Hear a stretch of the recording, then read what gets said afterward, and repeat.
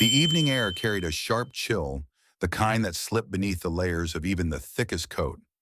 At the edge of Greenwood Springs, where the cracked pavement gave way to frost-bitten weeds, and the street lamps flickered with tired intermittent light, an old man stood alone.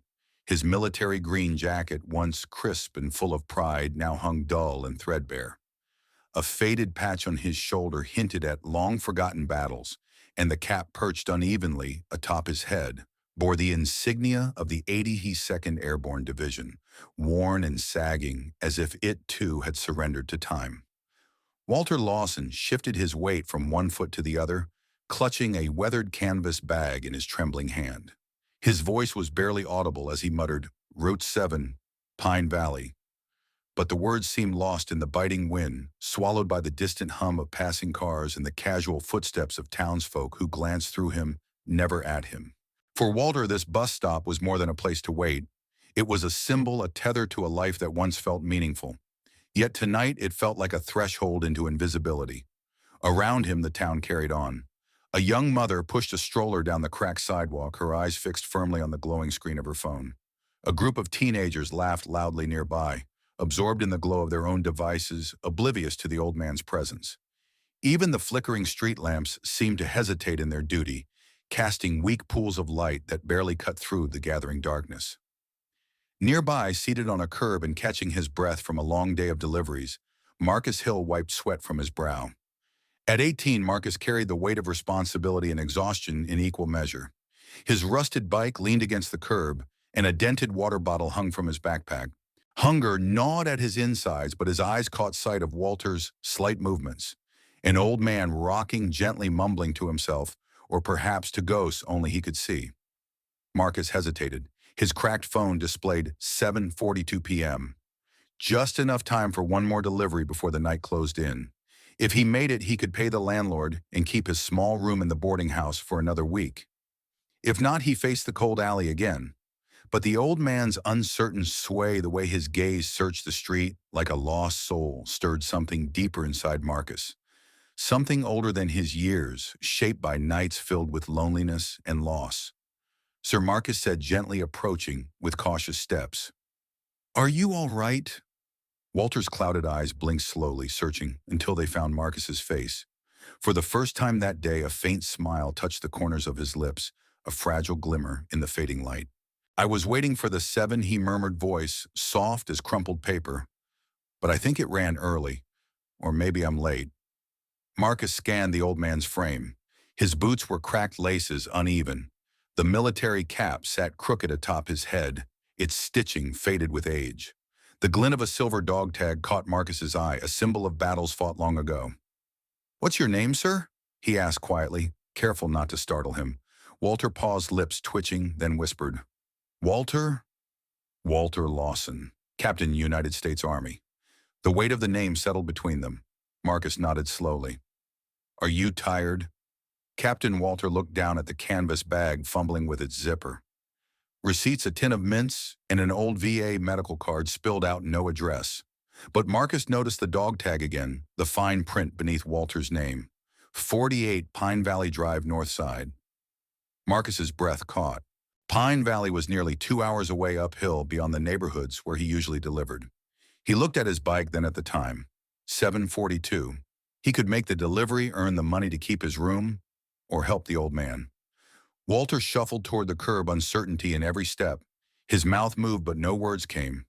Marcus felt a tight thread pulled deep within him, the kind of moment you don't expect, but know will define you. "I know where that is," Marcus said quietly. "It's far, but I can take you." Walter's eyes widened in surprise. "You'd do that for an old man?" Marcus smiled, a flicker of warmth breaking through his exhaustion. "Small favor. But you're not just any old man." He tied his scarf around the back rack of his bike and offered his jacket. "It'll be cold." Walter climbed on with effort, gripping the frame. Marcus steadied him and began to pedal into the biting wind, the chain creaking beneath their weight. The first minutes were silent, save for the soft whisper of the wind through bare branches. Walter muttered fragments of names, places, echoes of a life once lived, fully now fading. Behind them, the last bus rolled by, unaware it had left someone behind. As Marcus pushed harder against the uphill climb, the town's lights dimmed, swallowed by the blue-gray stretch of country road ahead. Walter's voice broke the quiet. "You remind me of my son," he said softly. "Always wanted to fly." Marcus glanced back. "Was he in the Air Force?" Walter nodded slowly. "Followed me into the service. I told him not to, but sons don't listen." The stars began to prick the night sky, cold and distant. Marcus's breath grew short. His legs burned. Yet beneath the weight of fatigue, a fire kindled in his chest. For the first time in a long while, he felt he was part of something larger, a connection forged not by words but by a shared journey through loss and hope. As the gates of Pine Valley Drive appeared pale under the moonlight, Marcus's legs threatened to give out. Walter's head rested against the back rail, eyes closed in quiet peace. Marcus tapped his arm gently. "We're almost there." "Just a moment." The door opened minutes later to a tall man in a robe, eyes widening at the sight of Walter. "Captain Lawson, where have you been?" Walter smiled faintly. "Went for a ride." Marcus stepped back into the cold night chest, sore legs trembling, but steady in heart. The bike's chain ticked softly in the silence, and Walter's last words echoed loud. "Thank you, soldier." The previous evening's journey lingered in Marcus's mind like a stubborn echo. The weight of Walter's fragile smile, the chill of the night air, the steady creak of his worn bicycle beneath him. Though his legs ached from the uphill climb to Pine Valley Drive, it was the heaviness in his heart that stayed with him as he faced a new dawn. Morning light filtered weakly through the thin curtains of the boarding house room he barely called home. The worn wooden floor creaked under his tired feet as Marcus moved slowly, the events of last night replaying in fragments, Walter's weathered hands, clutching the bike frame, the gentle way he'd hummed an old military tune, the quiet gratitude in his voice. For Marcus, every memory carried the bitter tang of uncertainty. Every smile was shadowed by the fear of being forgotten, abandoned again. Breakfast was a humble affair, a hastily peeled banana, the last of the granola bars from his worn backpack, but Marcus found no appetite. Outside, the town of Greenwood Springs stirred to life, but inside he felt isolated, a young man caught between worlds. He was neither fully part of the struggling neighborhood he knew, nor the distant polished world Walter called home. The bus stop where Walter had waited their starting point seemed farther away than ever, a symbol now tinged with both hope and loneliness. As the morning stretched on, Marcus's phone buzzed with messages and notifications, but none were for him. Instead, social media had begun to pick up a story circulating through the town's feeds, a viral video shot by a passerby the night before, capturing a blurred figure helping an old man onto a bicycle. The hashtags were unkind mocking, Chaku Oldman ride fail, bike boy drama, you're lost and lazy. Comments piled up, painting Marcus as foolish for wasting time on a stranger, and Walter as a forgotten relic. The laughter was cruel, the judgment swift. Marcus stared at the screen, the sting of isolation growing heavier. It seemed the world was quick to forget, quicker still to ridicule. But beneath the harsh glare of online scorn, a different kind of strength was quietly taking root.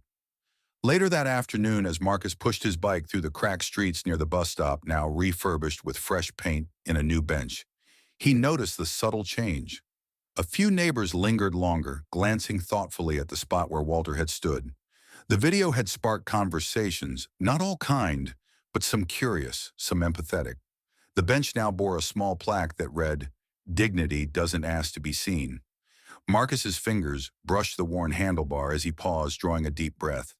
The memory of Walter's dog tags his soft voice, the way he'd looked at Marcus and not as a delivery boy or a kid with no future, but as someone worthy of trust that was the thread that held him steady.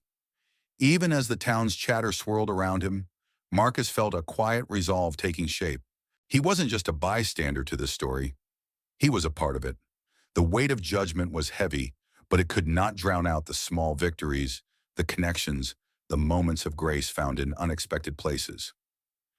That evening, Marcus returned to the modest market where he worked, a place filled with cardboard crates and the faint scent of citrus and dust. The store was quiet save for the low hum of the radiator and the occasional creak of the wooden floor. As he swept the aisles, lost in thought, The bell above the door jingled softly, a deliberate, measured sound that broke the silence. Marcus looked up surprised to see Walter standing there, no longer draped in his faded military coat, but wrapped in a simple wool shawl. A cane rested lightly against his side, and his eyes that tired held a clarity that surprised Marcus. "Good evening, Marcus," Walter said, his voice steady. "I wanted to thank you again, and to offer you something." Marcus's heart quickened, suspicion and hope warring within him. Walter stepped closer, producing from inside his coat a folded piece of thick stationery, the kind that carried weight not just in texture, but in intent. "This is an invitation," Walter explained gently. "Not a promise or a contract. Just a place, a room, some peace. You helped me remember who I was. Now let me help you become who you're meant to be." Marcus stared at the envelope, the words heavy on his mind. He had faced offers before, half-hearted gestures, charity with strings attached. But this felt different, genuine. Walter's gaze softened. There are no expectations, no judgment, just one person reaching out to another. The moment stretched between them filled with unspoken understanding and fragile trust. Marcus's hands trembled as he took the invitation, feeling the weight of possibility in his grasp. Outside, the wind whispered through the bare trees, carrying with it the quiet promise of a new beginning. Marcus looked once more at the refurbished bus stop bench, the symbol of dignity reclaimed. He folded the invitation carefully and tucked it into his jacket pocket. As the streetlights began to flicker, casting long shadows over Greenwood Springs, Marcus mounted his bicycle. The road ahead was uncertain, the path uphill. But for the first time in a long time, he was not alone. The morning sun rose gently over Greenwood Springs, casting pale gold light across the quiet streets. Marcus stirred awake in the modest room that had been his refuge for so many uncertain nights. The thin blanket that barely kept out the morning chill lay tangled beside him, a reminder of the fragility of his existence. Yet something had shifted deep within, a subtle, steady glow of hope that refused to be extinguished. As he moved through the familiar routine of the day, sweeping the floors of the small market and stocking shelves beneath the flickering, fluorescent lights, Marcus's thoughts were tangled with memories of Walter Lawson, the old veteran who had stepped into his life like a sudden breeze.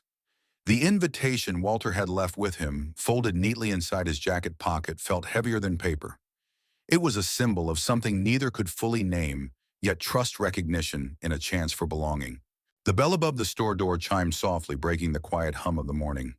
Marcus looked up, heart quickening, to see Walter standing in the entrance.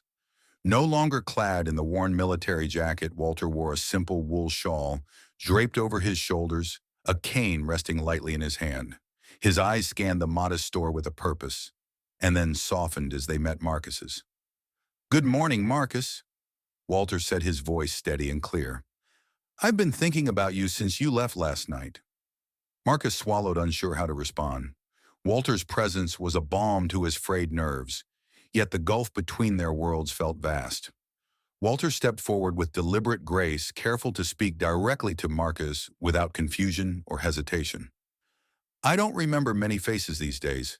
Names slip and fade. But yours, it hasn't left me, not for a second."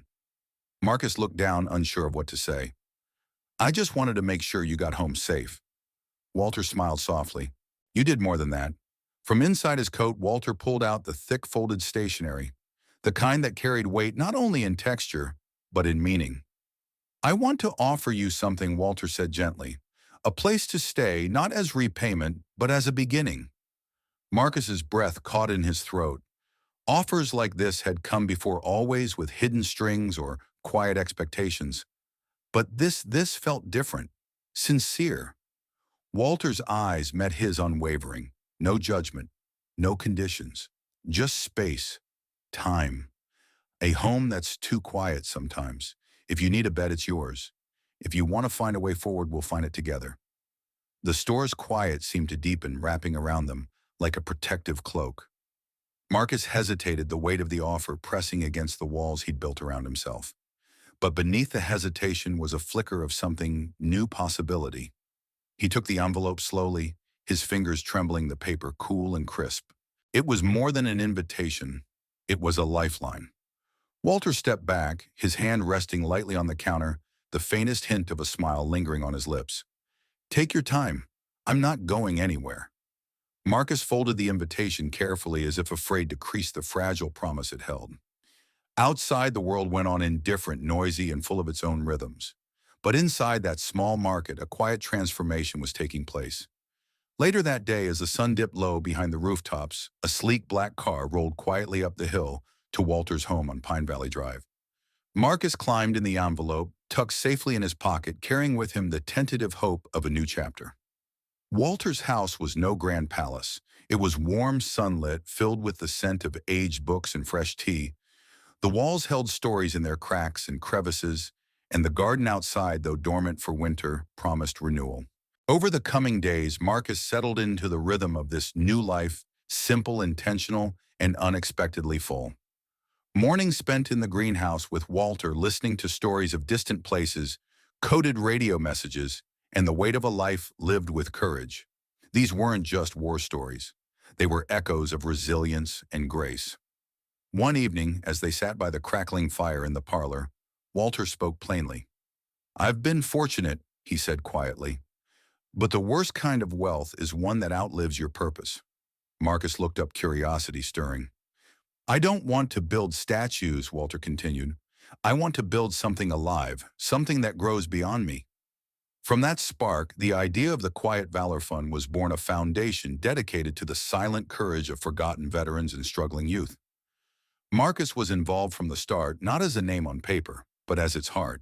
He helped design mentorship programs, support circles for elderly vets, without families, and scholarships honoring perseverance. The town began to notice. The bus stop where Walter had stood, once ignored, was now refurbished, a small plaque affixed to a freshly painted bench bearing the words, "Dignity doesn't ask to be seen." But when we notice, everything changes.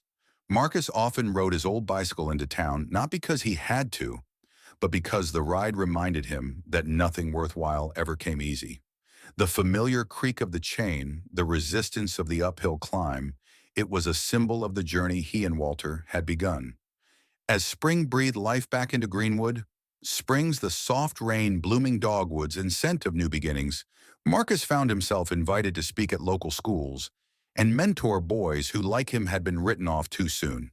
One afternoon, as he prepared to leave the refurbished bus stop bench, Marcus paused and tilted his head toward the sky, a silent salute to the ride that had started it all. Not for glory, not for recognition, but simply for showing up when someone had been forgotten. And in that simple act, Marcus had found home. Spring settled gently over Greenwood Springs, softening the sharp edges left behind by a long, cold winter. Dogwoods blossomed in delicate white clusters, their scent carried lightly on the breeze. The town stirred slowly awake, as if cautious about embracing a new beginning, but ready nonetheless. For Marcus Hill, these quiet days marked a profound shift from mere survival to purpose, from invisibility to belonging. Walter Lawson's home on Pine Valley Drive had become more than just a refuge. It was a sanctuary of warmth and hope, not only for Marcus, but for a growing circle of forgotten veterans and young people searching for guidance. The Quiet Valor Fund, born from Walter's vision and Marcus's energy, stood now as a quiet beacon in the community, a tribute to the courage no one applauds but everyone needs. Inside the sunlit parlor, Marcus sat surrounded by plans and papers, a steady pile of books open to pages on social work and nonprofit leadership. He was now a student by night, learning how to shape the programs that could lift others as Walter had lifted him. The journey was unfamiliar and challenging, but every lesson was a step toward the future he had never dared to imagine. Walter, though was slowed by age and the occasional flicker of fading memory, carried a presence renewed by purpose. Each morning he took a careful walk through his garden, his cane tapping softly against the stone path. The dormant rose bushes awaited the touch of spring, just as Walter awaited the growth of something far greater than himself. And every day he asked Marcus with steady eyes full of expectation, "What's next, Marcus?" Outside the old bus stop bench stood transformed. Once overlooked and worn, it had been lovingly restored, fresh paint gleaming under the street lamps, a bronze plaque mounted firmly on the backrest. The simple inscription read, "Dignity doesn't ask to be seen, but when we notice, everything changes." Locals now lingered longer, pausing in reflection or conversation. What had once been just a forgotten corner of town had quietly become a landmark of hope. Marcus often rode past that bench on his battered old bike, the familiar creak of chain and pedals, a steady rhythm to his thoughts. He rode not out of necessity but to remember the long climb, the weight of responsibility, the unexpected kindness that had reshaped his life. At community meetings, Marcus spoke with a calm but firm voice. Those who knew him only as the delivery boy now saw a young man full of conviction and compassion. He shared stories from the mentorship programs told of veterans rediscovering purpose and teens finding new paths. The Quiet Valor Fund had expanded its reach, partnering with school shelters and healthcare providers to meet needs often overlooked. One chilly evening, as twilight settled softly over Greenwood Springs, Marcus stood at the refurbished bus stop with a group of young men from the mentorship circle. The glow from the street lamps cast long shadows behind them, faces bright with attention. This bench, Marcus began gesturing toward the plaque, is a reminder that dignity doesn't always shout. It's steady, quiet, and sometimes invisible. But when someone chooses to see it, to honor it, everything changes. The young men nodded thoughtfully, some sharing quiet smiles as the weight of those words sank in. They understood more than words could say that courage wasn't always heroic in the way movies showed, but lived in small acts of kindness and steadfastness. Back at Pine Valley Drive, Walter sat near the window in his favorite chair. The garden lay still beneath the moonlight, the rose trellises bare, but patiently waiting for the first green shoots of spring. His body was frail, but his spirit was steady and clear. Marcus entered, quietly carrying a cup of steaming tea. "You asked what's next," he said softly. Walter smiled, eyes twinkling with warmth despite the years. "And I will keep asking," he replied, "because quiet valor, that kind of courage no one notices, lives on in all of us now."